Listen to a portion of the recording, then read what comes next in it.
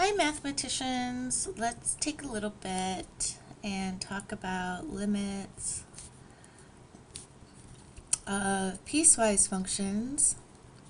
And as you'll recall, piecewise functions are those functions where you get several different expressions or several different relationships on one number line. And so some of the relationships are true for different parts of that number line. And so here in this piecewise function, it says that we're 5 when x equals 0 and 2x plus 1 if x doesn't equal 0. So let's go ahead and I guess I'll do it over here. I'm going to try to draw a rough sketch of what this graph looks like. And I know that this graph primarily lives above the x-axis, so I'm going to kind of neglect, kind of make it a little top heavy here, my y and my x. And so we know that this is 5 if x equals 0. So 1, 2, 3, 4. Oh, just enough room. So way up here, I'm going to put my x equals 5. And it's 2x plus 1 if x does not equal 0. And so when I look at 2x plus 1, right, it looks just like y equals mx plus b. And so of course I know how to graph this. I can see that the y-intercept is going to be at 1, right? So I know that we'll go 0, 1. But instead of a solid circle, I'm going to go ahead and draw an open circle, because this line is going to be true for everywhere but that point. And then I know my slope is going to be 2 over 1, so that's up 2 over 1. Up 2 over 1, there'll be a dot, there'll be a dot here, there'll be a dot here, there'll be a dot here. Okay, let me grab something. I could use my crayon box as my ruler here. And so I'm going to connect it, and I'm going to skip right at x equals 0, right at that point. Right at this point, it does not exist, right? But it exists immediately outside that point. Okay, so now that we've looked at the piecewise function, let's see what they're asking us. So they want us to compute g of 0, and they want us to compute the limit of g of x as x goes to 0. Okay, so those are the two things they're asking. So g of 0 is super easy, right? We're just going to go up here to our piecewise function and see which one are we going to choose when x equals 0. Well, we're choosing this second one when x equals 0. And when x equals 0, the output is 5. Right, so the g of 0 is 5. So g of 0 equals 5. Yay! Okay, so we got that. Now the limit as x approaches 0 of g of x. So basically we're saying as we approach 0 from the right and from the left-hand side, what are we getting closer and closer to?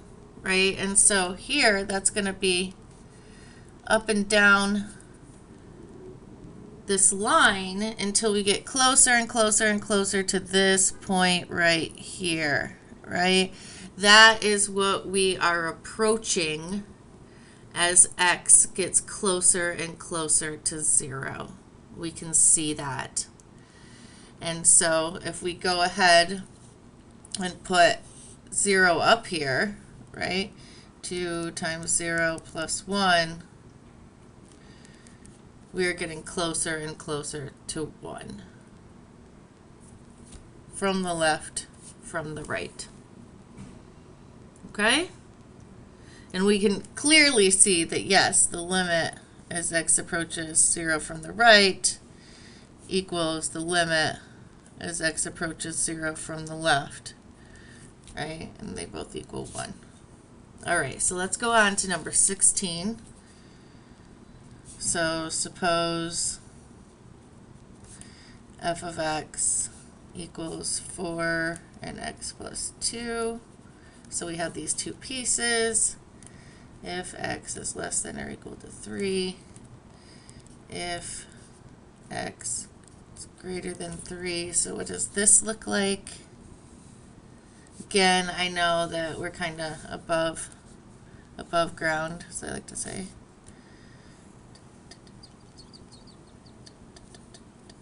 Okay, x. Okay, so we equal 4 for x less than or equal to 3. So 1, 2, 3. 1, 2, 3, 4. Go ahead and put a solid dot there. And then we'll go ahead and color everything to the left. Okay, so we took care of that part. And then x plus 2 if x is greater than 3. Okay, so x plus 2, again, I know that this is y equals mx plus b. And so I'm going to go ahead and I look at that 2. I know that we're going to cross here. Okay, we're not actually obtaining the value here, but I'm just trying to figure out where in space this line is, and I'll draw it in the appropriate place. And so then we're doing an up 1 over 1, up 1 over 1, up 1 over 1. So I'm going to go ahead and open circle. Obviously getting into the rest of my homework there, but that happens sometimes, right? So for everything above x equals 3, right, this is x equals 3 down here, for x less than or equal to 3, we equal 4. And then for everything to the right of this spot, right, so that's why we have this open circle here. At 3, we're equivalent to 5 up here, right? And then we go up like this.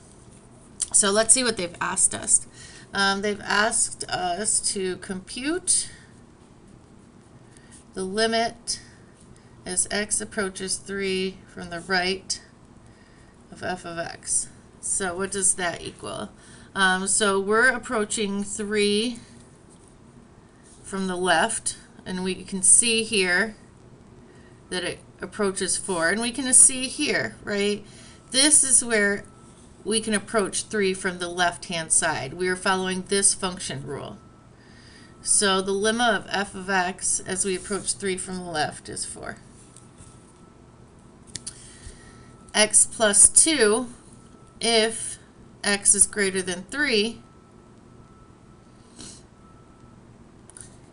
where are we getting to, right? If we go ahead and put that 3 in there, we see, right, we're right at 5. Okay, so if I'm traveling this way from the right-hand side, traveling this way along the x-axis, we're going to just go ahead and plug in that 3 and get 5. That is the value we're getting close to. We never actually get to 5, right? Because I never actually get to 3. I get to like 3.00000000001, right? I don't even get that close. I'm just actually a little bit above 5 at all times, right? Because we're only equal to 5 when we equal 3. We never actually equal 3, but we get so close to it. Okay, so, but the limit as x approaches 3 from the right-hand side, we actually get closer to 5. So therefore, the limit as x approaches 3 of f of x does not exist, because limit, all right, left side limit does not equal right side limit. I promise you'll get to do one of these in your first exam. Okay. All right. So I think that's it for piecewise functions right now. So this is just part of section 2.3. And I'll make some more videos about some of the other ways to look at limits.